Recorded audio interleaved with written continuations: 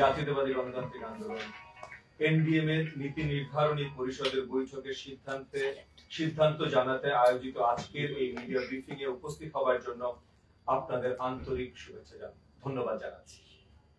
দায়িত্বশীল গণমাধ্যম হিসেবে আপনারা পুরো বিশ্বে বাংলাদেশের ইতিবাচক ইমেজ তৈরির অন্যতম কারিগর। আমরা আজকে শুধু আমাদের দলীয় সিদ্ধান্ত জানাতে নয়, বরং ভারতীয় মিডিয়ার অপপ্রচারের বিরুদ্ধে সোচ্চার হতে আপনাদের সহযোগিতা চাইতেও আপনাদের আমন্ত্রণ জানিয়েছি। বাংলাদেশের স্বাধীনতা এবং সার্বভৌমত্ব রক্ষায় আপনারা অতন্দ্র প্রহরী হিসাবে আমাদের পাশে থাকবেন বলে আমরা বিশ্বাস করি।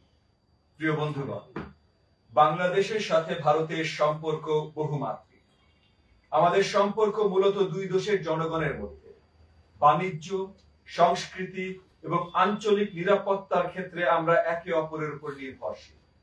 তথাপি বিগত ফ্যাসিস্ট হাসিনা সরকার ভারতের সাথে নিজ দলের কৌশলগত সম্পর্ক তৈরি করে বাংলাদেশের পররাষ্ট্র নীতিকে নতজানু করে রেখেছিল।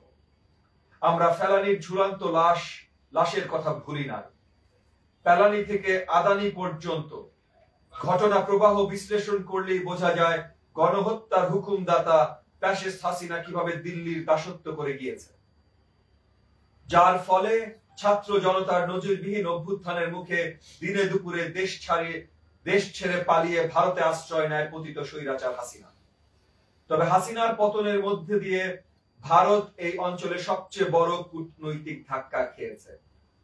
মালদ্বীপ, শ্রীলঙ্কা, নেপাল, পাকিস্তানে ব্যর্থ হয়ে বাংলাদেশের উপর বিগত 15.5 বছর ধরে চালানো দাদাগিরি বিনা নোটিসে অচল হয়ে যাওয়ায় ভারত এখন দিশেহারা। আমরা মনে করি দক্ষিণ এশিয়ার সবচেয়ে বড় মাথা ব্যথা ভারত। বাংলাদেশে তাদের পালিত স্বৈরা শাসক হাসিনার পতনের পর থেকে পরিকল্পিতভাবে এদেশে সংখ্যালঘু ইস্যু সৃষ্টি করে বিশ্বকে বিভ্রান্ত করার অপচেষ্টা চালাচ্ছে ভারত। আর এসবের প্রেক্ষিতে দলীয় বক্তব্য এবং রাজপথের প্রতিবাদী কর্মসূচি আপনাদের অবহিত করতেই আজকের এই মিডিয়া ব্রিফিং। প্রিয় বন্ধুগণ, ভারতের তথ্য যাচাই এবং ভুয়া খবরের খোঁজ দেয় এমন ওয়েবসাইট অল্ট নিউজের প্রতিবেদন অনুযায়ী বাংলাদেশে হিন্দুদের উপর আক্রমণ হচ্ছে এমন ভুয়া তথ্য ছড়াচ্ছে ভারতীয় গণমাধ্যম। ভারতীয় গণমাধ্যমে প্রচারিত একদল টুপি পরা মানুষ লাঠি আর লোহার রড হাতে হিন্দুদের ঘর বাড়িতে হামলা চালিয়েছে বলে যে ভিডিও প্রচার করছে, সেটা মূলত গত 26শে নভেম্বর শেরপুরের মুর্শিদপুরের একটি গ্রামে ঘটনা, যেখানে ইসলামিক শরিয়া পরিপন্থী কাজের অভিযোগে একটি মাজারে উত্তেজিত জনতার ঘেরাওয়ের ভিডিও। ভারতের হিন্দুত্ববাদী সামাজিক মাধ্যমগুলো ঢাকার মোল্লা কলেজে অন্য একটি কলেজের ছাত্রদের হামলার ঘটনাকেও হিন্দুদের উপরে হামলা ঘটনা বলে মিথ্যা তথ্য ছড়িয়েছে। রিউমার স্ক্যানার তথ্য অনুযায়ী ভারতের অন্তত 49টি সংবাদ মাধ্যম এসব ভুয়া তথ্য ছড়াচ্ছে। প্রিয় সাংবাদিক বন্ধুগণ, ভারতীয় গণমাধ্যমে প্রচারিত ভুয়া তথ্যগুলোর মধ্যে আরো রয়েছে শেখ হাসিনার নামে ভুয়া খোলা চিঠি, মুসলিম এক ব্যক্তি তার নিখোঁজ ছেলের সন্ধান চেয়ে করা মানববন্ধনকে হিন্দু ব্যক্তির সন্তান বলে প্রচার, বাংলাদেশের নিষিদ্ধ জঙ্গি সংগঠনগুলোর উপর নিষেধাজ্ঞা তুলে নেবার ভুয়া দাবি, পাকিস্তানি জাহাজে করে অস্ত্র আসার মতো ভিত্তিহীন দাবি, শ্যামলী পরিবহনের বাসে হামলার মতো মিথ্যা তথ্য, চিন্ময় আইনজীবীর উপর হামলার ভুয়া তথ্য ইত্যাদি। বন্ধুগণ, ফেসবুকে বাংলাদেশ বিরোধী অপপ্রচার রোধে মেটা কর্তৃপক্ষকে ব্যবস্থা নিতে বলায় আমরা মাননীয় প্রধান উপদেষ্টাকে ধন্যবাদ জানাচ্ছি। একই সাথে আমরা সরকারকে অনুরোধ করব, আওয়ামী ফ্যাসিস্ট বাহিনীর সাইবার সেল সিআরআই ইয়াং বাংলার সাথে যারা জড়িত রয়েছে তাদের অবিলম্বে আইনের আওতায় আনতে হবে এবং গণহত্যা এবং সাম্প্রদায়িক সংঘাতের উস্কানির মাধ্যম হিসাবে মেটা কর্তৃপক্ষের মাধ্যমে আওয়ামী লীগের ভেরিফাইড ফেসবুক পেজকে ব্যান করতে হবে। প্রিয় সাংবাদিক বন্ধুরা, আমরা মনে করি ভারতীয় অপপ্রচার কোনো অংশেই একটি স্বাধীন দেশের সীমান্ত অন্য একটি দেশের সামরিক মহড়ার চেয়ে কম নয়। এর পাল্টা প্রস্তুতি হিসাবে আমাদের জাতীয় ঐক্যের প্রদর্শন অত্যন্ত জরুরি।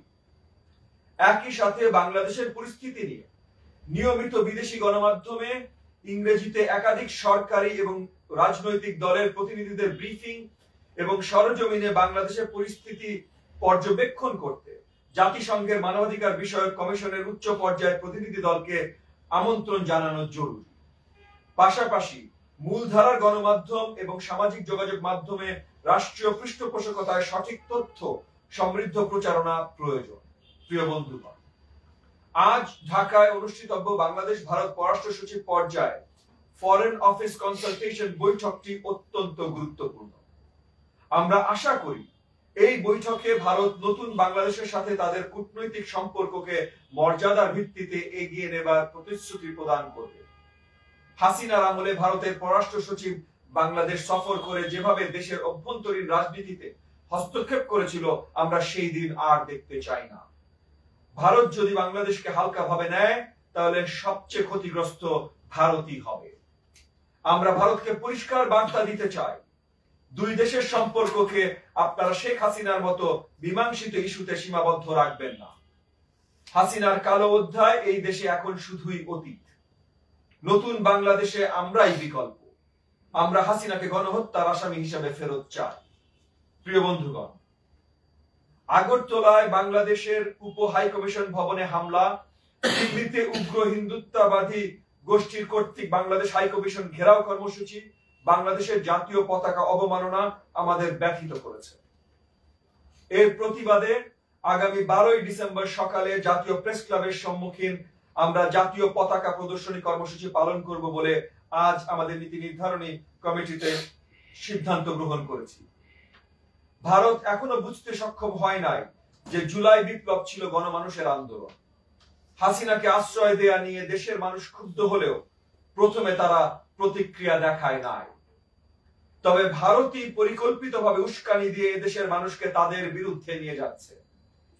হাসিনা দিল্লিতে বসে ফোনালাপ ফাঁসের মাধ্যমে যেভাবে প্রচ্ছন্ন হুমকি দিচ্ছে, তাতে এদেশের মানুষের ভারতের প্রতি বিরাট ভাজন হচ্ছে। ভারতে কোনো মুসলিম নেতা আটক হলে, দিল্লি বা কাশ্মীরে মুসলিমদের উপর নির্যাতন হলে বাংলাদেশের প্রতিক্রিয়া দেখায় না। তবে রাষ্ট্রদ্রোহিতার অভিযোগে ইসকনের একজন বহিষ্কৃত নেতা চিন্ময় দাসের আটকের পর ভারতের বিবৃতি এদেশের স্বাধীন বিচার ব্যবস্থার উপর হস্তক্ষেপের শামিল।